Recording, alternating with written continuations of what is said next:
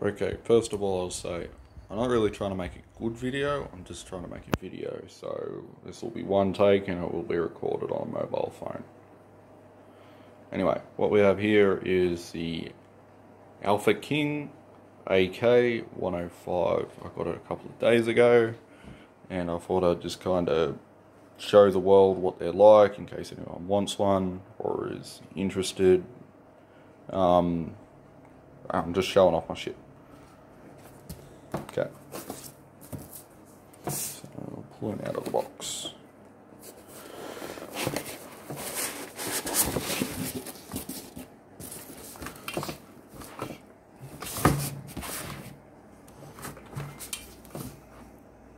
Okay. So first of all, your sling. This is like a knockoff Magpul one. And your triangle side folder isn't what comes with this particular model. You can get models that come with a triangle side folder, but you've got to buy a sling separately. I've got the sling, it's just a Magpul knockoff, $25. Probably get it cheaper online. I just wanted to do it in store, make some connections. If I have a problem, shit can go back. Side folder. Pretty expensive for what it is. That's like $45, I believe. Got a spare magazine. That was $25. So the rifle comes with AK-100 series stock with the cutout, your side folding. Obviously that's why the cutout is, so it clears the optics rail. Comes with two muzzle devices, an orange one and a black one, and a black magazine, and obviously a battery, which isn't in it.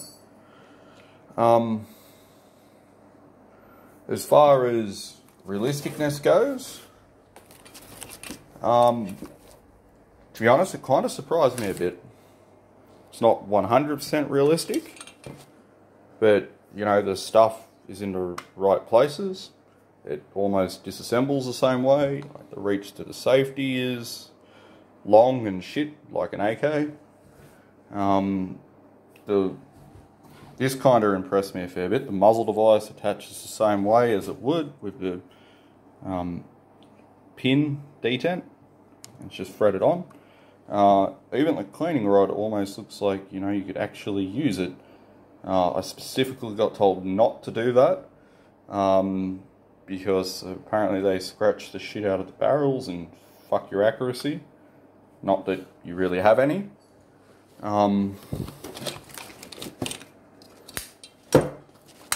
Stock folds. You've got your optics rail. I think that your length of pull isn't right. And you know, I might put like a rubber butt pad on it. Short length of pulls is kind of just how AKs are, but I think this is even worse because you're kind of really shouldering it, trying to really drive yourself into it. Your nose is like up on the dust cover there. Doesn't really matter because it doesn't have recoil or anything like that. So, you know, to be honest, you don't even need a stock because accuracy is kind of just full automatic. Just don't worry about aiming, just spray, because you put an optic on this, you wouldn't be able to zero it. It's just not accurate enough, and my understanding is that gel blasters are just like that. The grip I actually think is a little bit thicker than an AK, not that I've handled one. It's not necessarily a bad thing because AKs kind of have skinny, shitty grips.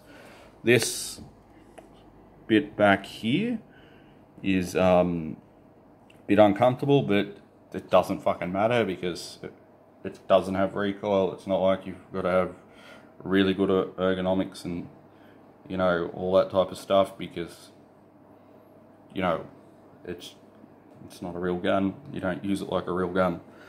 I think it's actually a bit thicker because they've got to fit the electronics in there. As far as shooting goes, it's kind of usable to, like, I don't know, I think people exaggerate and they talk about stuff, I'm going to say 10 meters. 10 meters you can point at a target and hit to point of aim with, say, 5 inches of spread. So, not very good.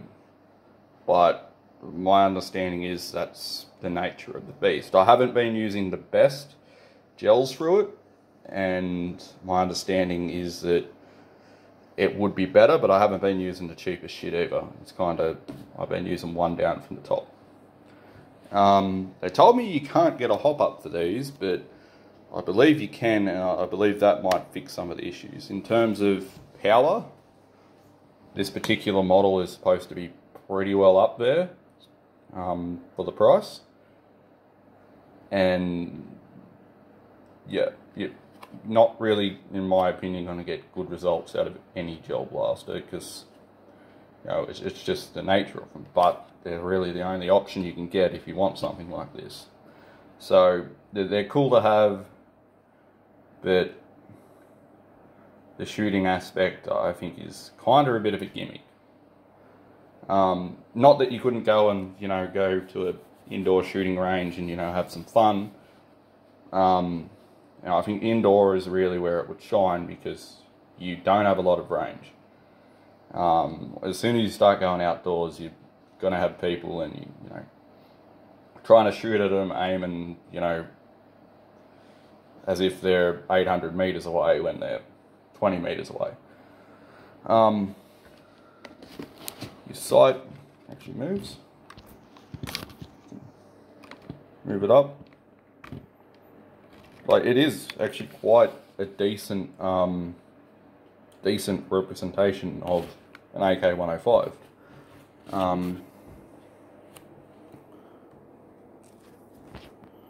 I actually reckon you could even turn your front post to adjust for elevation. Not that it would really you'd bother, because you're not going to be able to zero it. It just doesn't shoot to a consistent point of aim.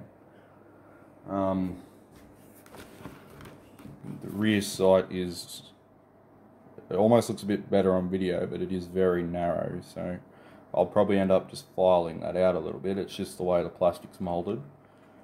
You can actually do a little bit of dry fire practice with this. It's not great, but it's not bad. You can put your sights on a target and pull the trigger through and, try to make your sights not move, type of thing. The disassembly is kind of almost like an AK. Dust cover comes off. Bolt is sitting forward just because to reset it you've got to pull the trigger because of the electric motor, which the battery's not in there at the moment.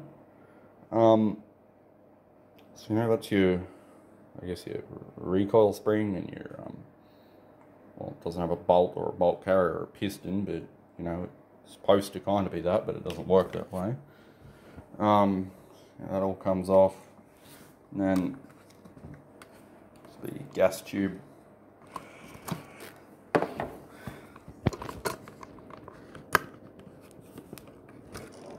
That comes off. Tube isn't full length, but that's where the battery goes, and it is a bit awkward to put the battery in, but as long as you're doing it the right way and practice a bit, get it done. If you're out in the middle of shooting and you've got a spare battery and you want to change it, yeah, I don't think it would be the best thing to be doing if people are trying to shoot at you. And at point blank range, it would actually hit you hard enough to put a red mark on you. Again, this is where I got it from. I did have a problem with the battery because the wires are just soldered on, which is a bit dodgy, but I guess the Chinese don't care. Called these dudes up when I saw them. It was a bit of a drive. They apologised for the distance. It's not their fault. They just gave me a battery. Everything was good. So I'd recommend those guys. I did decide to go for an actual physical store just because, you know, if there's problems, you can go back.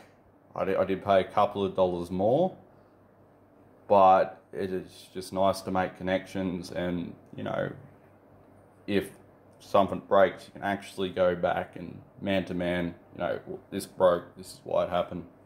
I'm starting to get real sick of dealing with shit online. I haven't had some good luck with that. Anyway, if you're thinking about getting one of these, you know, I would get one, because, you know, even just to have as, you know, a display piece, it's pretty fucking good. As a shooting piece, considering the other options on the market, yeah, it's good. If you think that it's going to be like a airsoft gun or, you know, a BB gun, no, it's a heap of shit. But they're all like that. It's just the nature of it. You don't have another option. So, given the other options you have, if you're thinking about getting one, I'd get one. I will try and do a shooting video later on, so you might want to check that out. Also, if you're interested in this particular blaster, the AK-105, Alpha King AK-105, there's a few videos that I watched on YouTube about it. One that I can actually recall was by Guido's Chop Shop. I'm not going to put that in a link because I couldn't be fucked. But he strips it down, and, you know, he knows more about the gel blaster side of things than I do, and I found it to be an informative video, and it's worthwhile watching. Anyway, this has gone on too long, so I'll let you guys go.